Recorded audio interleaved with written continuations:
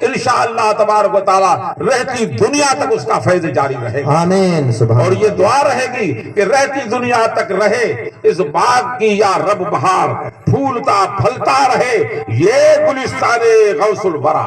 سبحان اللہ، بے شک۔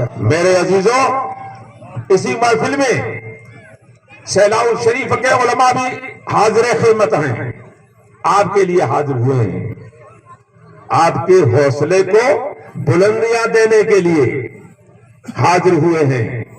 سیلاب شریف کے حاضر ہوئے ہیں، باہر سے دور دراز سے وہ بھی علماء آ چکے ہیں، اور نعت خان سرکار عربی صلی اللہ تعالی علیہ وسلم کے مداح خان وہ بھی حاضر ہیں۔ اسی محفل میں میری خوش نصیبی باوجود علالت کے میرے مقدر نے حضرت غوث پاک کے صدقے میں یہ ہمت اور توفیق بخشی جو آپ کے سامنے میں حاضر ہوں۔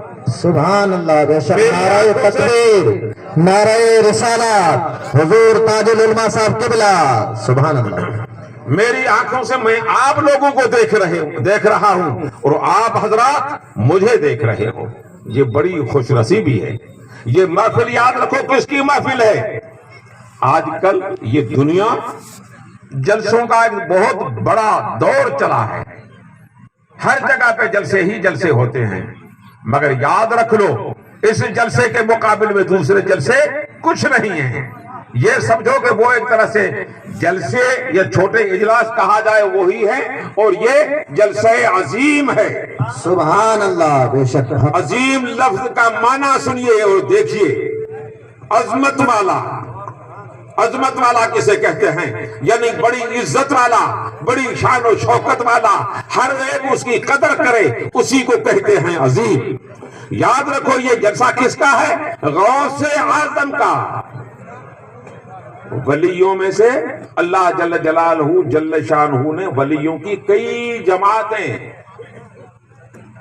دنیا میں پیدا فرمائی ہیں، ان میں سے ابدال ہیں، ان میں سے اقطاب ہیں، ان میں سے غوث ہیں۔ سب سے بڑا جو ہے، جس طرح سے کہ اپنے وزراء ہوتے ہیں، اسٹیٹ لیول کے منتری ہوا کرتے ہیں، اسٹیٹ لیول کے وزیر ہوا کرتے ہیں، پھر کیندر کے سینٹر کے منسٹر ہوتے ہیں، مگر ان سینٹر کے منسٹروں میں سب سے بڑے منسٹر کو، سب سے بڑے منتری کو وزیر اعظم کہا جاتا ہے۔ تو اسی طرح سے اللہ جل جلالہ جل شانہ نے سرکار دو عالم صلی اللہ تعالی علیہ وسلم کی امت مصطفیٰ کو سنبھالنے نکھارنے کے لیے غوث اعظم بخشا۔ غوث کا معنی کیا ہوتا ہے؟ علماء سے پوچھا جائے۔ یہ لفظ عربی ہے جس کا معنی ہوتا ہے فریاد رس۔ کیا معنی ہوتا ہے؟ فریاد رس۔ سبحان اللہ۔ فریاد رسی وہی کہہ سکتا ہے جس کو خدا تعالیٰ نے پاورفل بنایا ہو، وہی فریاد سن سکتا ہے، اور سننے سے مطلب یہی ہے کہ اس کی وہ مدد کرے، اس مشکل سے اسے پار لگا دے۔ اس کو غوث اعظم کہتے ہیں۔ اعظم بھی وہ لفظ ایسا کہ اس کے مقابل میں کوئی ثانی نہیں، جو لا ثانی لا مثال لہو، اس کو غوث اعظم کہا جاتا ہے۔ میرے عزیزوں، اپنے کو خدا بند قدوس نے اگر مرشد کامل عطا فرمایا تو وہ عطا فرمایا جو غوث اعظم، سب ولیوں کا ولی، سب پیروں کا پیر، سب سے برگزیدہ مقبول، اللہ اور اللہ کے رسول کی بارگاہ کا، وہ اپنے کو نصیب فرمایا۔ سبحان اللہ، بے شک۔ اگر اپنے کو پیغمبر بخشا تو وہ خاتم الانبیاء والمرسلین بخشا۔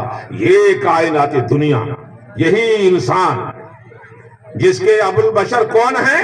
حضرت آدم علیہ السلام ہیں۔ یاد رکھو، سنو، تو ابو البشر وہ ہیں جن سے پوری کائنات، پورے انسان، پوری مخلوقہ الہیہ وہ ساری ان سے ہی پیدا ہوئی۔ جتنے انسان ہیں وہ سب کے سب اسی کی ہی اولاد ہے، مگر اس کو خدا تعالیٰ نے پیدا فرمایا اور اس کے زندگی گزارنے خوشحال رکھنے کے لیے اس کے ساتھ اس کا جوڑا حضرت حوا رضی اللہ تعالیٰ عنہا کو فرمایا.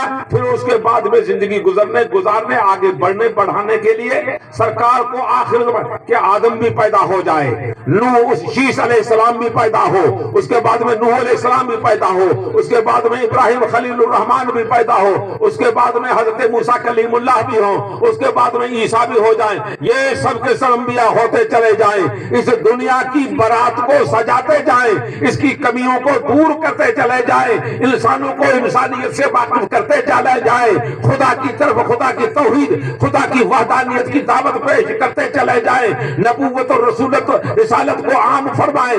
پھر اس کے بعد میں پوری سجاوٹ اور پوری تیاری جب ہو جائے تو اس کے بعد میں نبی مکرم سرکار دو عالم صلی اللہ علیہ وسلم کو پیدا کیا جائے. سبحان اللہ. نعرہ تکبیر, نعرہ رسالت, حضور تاج العلماء, عظمت مصطفیٰ, جشن غوث اعظم. سبحان اللہ. میرے عزیزوں, میں آپ سے یہ درخواست کرنا چاہوں گا کہ سرکار نے فرمایا کہ کنت نبی و آدم بین الماء والطین. اے انسانوں, آپ باخبر ہو جائیں کہ میں اس وقت میں نبی تھا جس وقت میں حضرت آدم علیہ السلام آب و گل کی منزلیں طے کر رہا تھا. اس وقت میں نبی تھا, یعنی حضرت آدم علیہ السلام بھی نہ تھا, کائنات کا ذرہ ذرہ بھی نہ تھا.